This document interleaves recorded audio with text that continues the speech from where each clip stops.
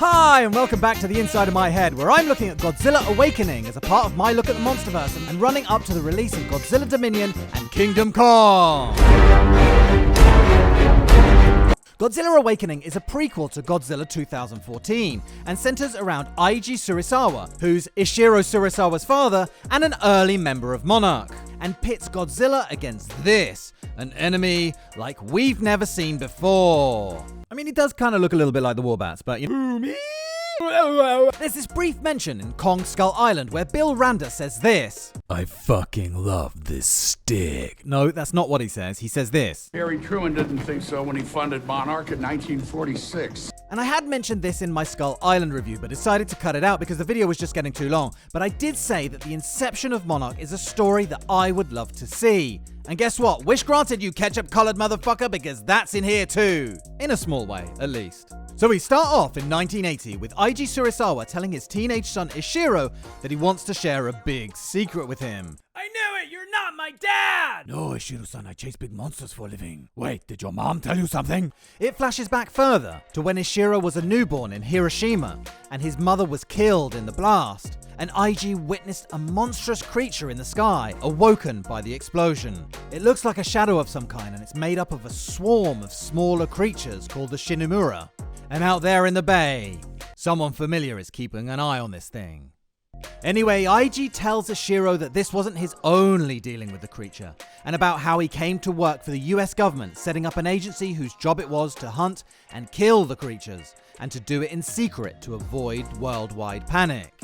After more shinomura attacks and sightings of Godzilla, who turns up each time to chase shinomura away, Eiji persuades Monarch to use the first nuclear submarine, the USS Nautilus, to search for it. But after weeks of looking, they find precisely zip.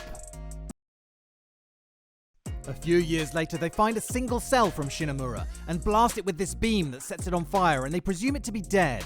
And they ask the question, how come a being like this hasn't taken over the world yet? And Eiji presents his theory of Gojira being the protector of the Earth and mankind, which did battle with shinomura millions of years ago until the meteor hit, which not only killed the dinosaurs, but drove the Titans into hibernation, only to be awoken by the atomic blast in 1945. Anyway, another swarm that generates from the cell that they thought was dead devastates the Monarch headquarters, prompting Eiji Surizawa to go looking for Godzilla before the two swarms can join together. So he goes off on a boat and... what's his plan here? I don't know. I think I've got a page missing in my thing, because I'm not sure what he's trying to do. Like, how is he going to find Godzilla by sitting on a boat? A year later, in March of 1954, both swarms join together on aptly named Monster Island in the South Pacific, and Godzilla takes it on, and they manage to set half the island on fire when the two swarms are forced to separate to avoid a blast of atomic breath. Godzilla manages to kill one of them with another atomic blast, and that's good news. But actually, it feels like it was quite easy.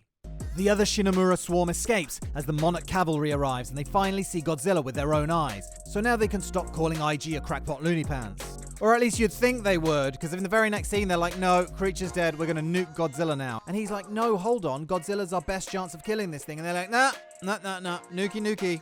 Anyway, they set up the quote-unquote nuclear test at Bikini Atoll, which, if you remember right, is one of our entry points into Godzilla 2014. So the second swarm is vaporized, but Eiji insists that Godzilla is still out there.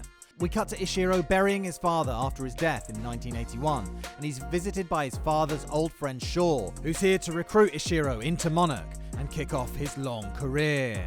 And that's about it. It's really nice to see Ishiro Surizawa's background and to learn about his father's role in the early days of Monarch, but Godzilla himself doesn't really feature in this that much. The shinomura, even though it feels like it should be quite a powerful enemy, it doesn't really seem to use all those amazing abilities it should have, like if it can shapeshift and split into several smaller swarms, if it can regen a whole body from just one cell. It should require a bit more than a blast or two of atomic breath to kill, shouldn't it? So I feel like this was a real wasted opportunity. I mean, the art style is nice, not mind-blowing, but nice. And luckily I wasn't really expecting much from this one, so I can't really be disappointed. And there's not really that much else to say about it, so I'm going to move swiftly on with Godzilla Dominion, and in the meantime, hit that like button, and thank you very much for watching, and see you in the next one. Cheerio, bye!